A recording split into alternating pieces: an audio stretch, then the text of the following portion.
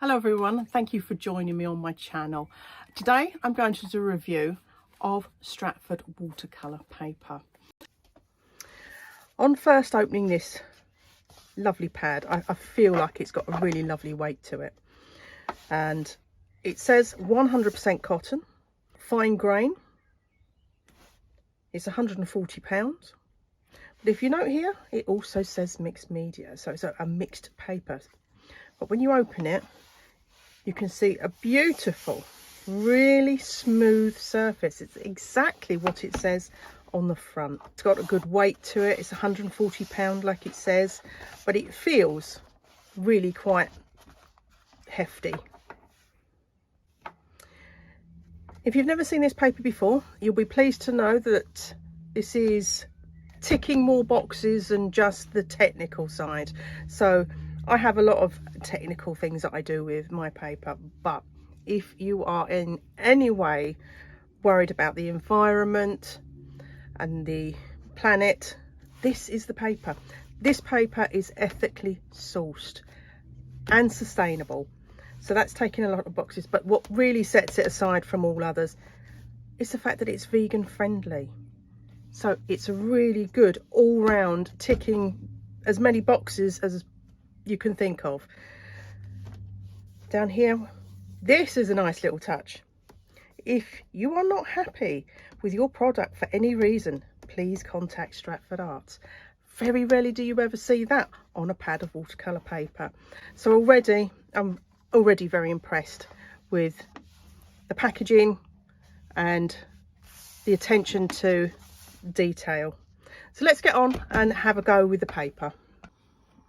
Okay, so what I want to do is to just put this paper through its paces.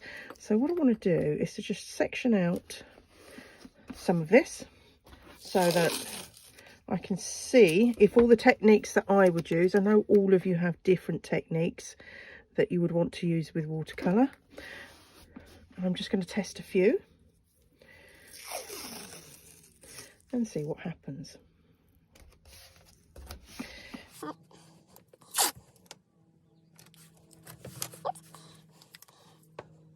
Okay, so the first thing I'm going to do, I know some of you have had problems with resist, where it has stuck to the paper.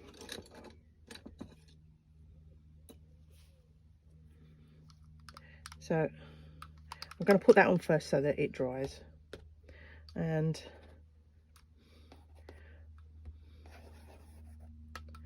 let's just blob that on. So we'll let that dry.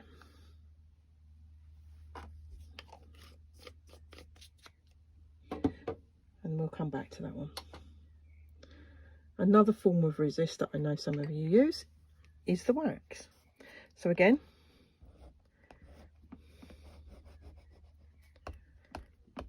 let's use some wax. Now, first of all, I want to actually start with some colour. So let's choose some yellow.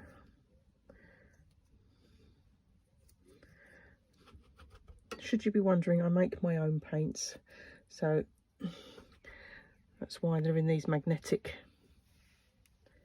pans. Now I do a lot of wetting to wet, so this paper needs to be able to cope with a lot of water. So we're going to start. Now bear in mind, I have not stretched this paper. This is not a block. They are loose leaf. First of all, I just want to see how, oh, look at that travelling. That's great. That's the kind of thing I would want to see. The paint really travelling.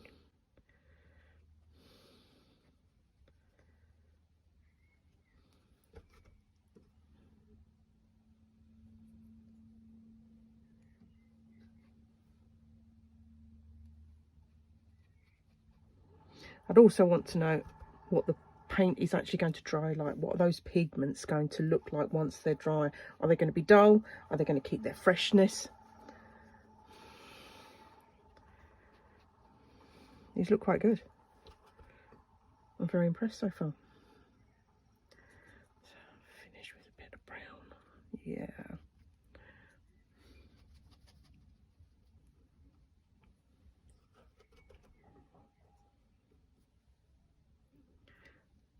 A little extra yellow in.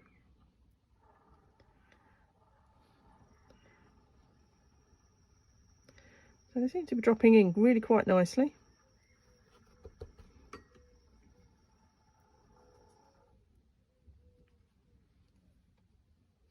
And the colours seem to be quite fresh, which is always a bonus. Yes, look at that. It's really taking the colour well.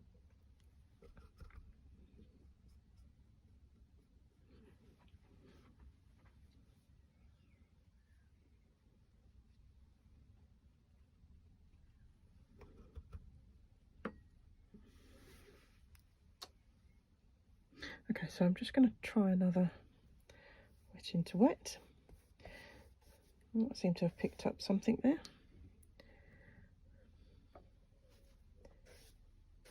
Just take that off while putting water on. Okay, so let's try blue.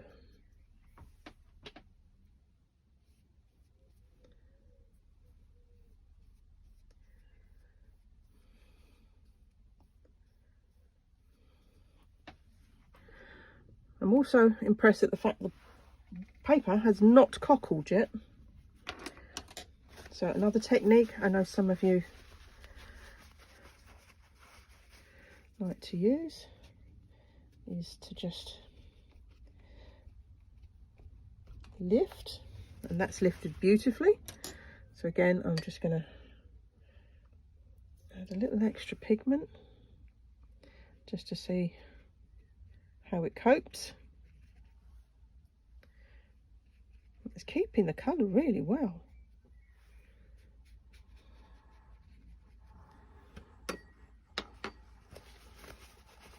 Okay, so I'm going to have to go back and take out a little bit more.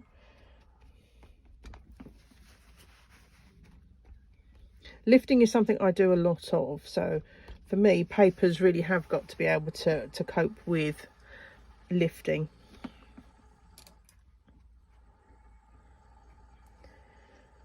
Okay, let's try another colour. I like to see how all the colours actually look on new papers.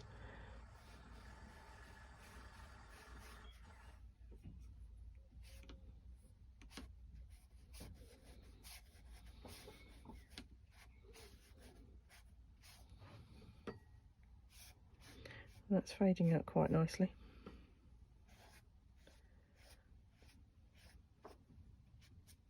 So that was straight on to dry, so that's wet on dry. That's actually worked quite well. Brush strokes are disappearing really well too.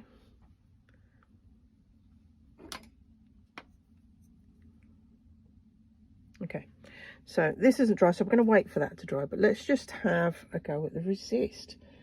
Let's find another deeper colour and see what we have. Oh yes, bit of ultramarine, look at that. And they're really nice lines, they're really sharp. And I still have no cockling on the paper, even though I have added water. So right now I'm really quite impressed with the surface of this paper. So what I'm going to do is to allow this masking fluid to dry and allow the rest to dry. And then I'm going to try lifting out on dry. Okay, so this is all dry now. The resist is dry, so I'm going to have a go at, let's take some more green, brighter green. And just cover this. So again, this is really about how it lifts off. When it's dried, does it rip the paper? I know many of you will have experienced that, just as I have. So it's always great to get a paper that works in conjunction with it. So I'm really happy with the way these colours have actually dried. They've really kept their colour. A bit mattified, which is quite handy. I'm going to check whether we can do a dry lift. So I'm going to take some clean water and a small brush. Let's just do it here. So this is another technique that I use frequently, is just to be able to lift. Now, not all papers love lifting.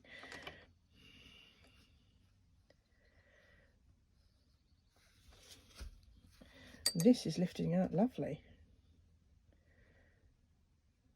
And you'll also notice that I haven't got any rivers in this. I haven't stretched the paper. I've just left it on its block. And I'm able to leave it to dry naturally, and hey presto, it's gone flat again. And I haven't had to lift up lots of water, although I haven't truly soaked the paper yet. So that's lifting out lovely. So I think we'll have, actually let's use the big brush. Let's try a lovely red colour.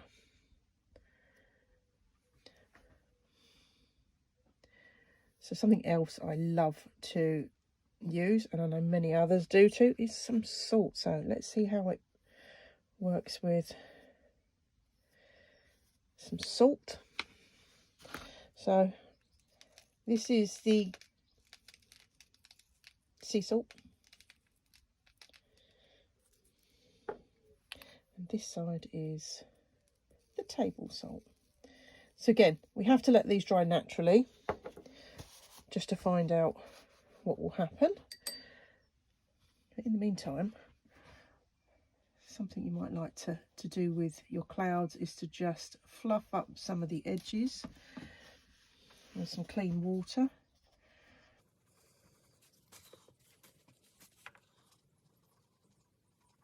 So we can put what looks like another cloud behind, and this is a subtle lift. Bear in mind the paint I used actually stains. So I'm able to get a little bit more out, which is really good. So remember, this is the fine grain, which at the moment I'm really quite impressed with. I can see a little botanical work being done with this paper.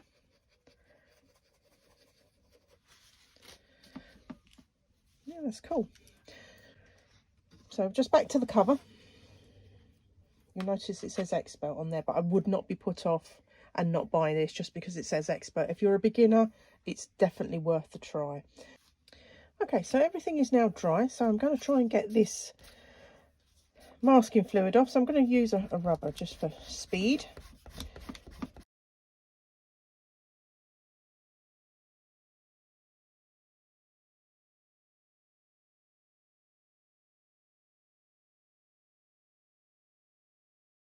I'm just going to take off the salt, and look at these lovely patterns. So that's done really well. I'm really pleased with the surface of this. Normally for salts I would normally use a rougher surface, but actually this is beautiful. Okay, so we have a tear, but actually the paper has worked really well, and I still haven't had to stretch it. Look, it's perfectly flat. That's got to be a first. I'm really pleased, which shows I can do a lot more. While I was waiting for this to dry, I'd actually gone back in just to see how much more lifting I could actually do, how much scrubbing this paper will take. And if you look, I'm scrubbing really quite hard, not gonna lie, and it hasn't gone pilly. Another bonus. So all in all, I'm really quite impressed with this paper.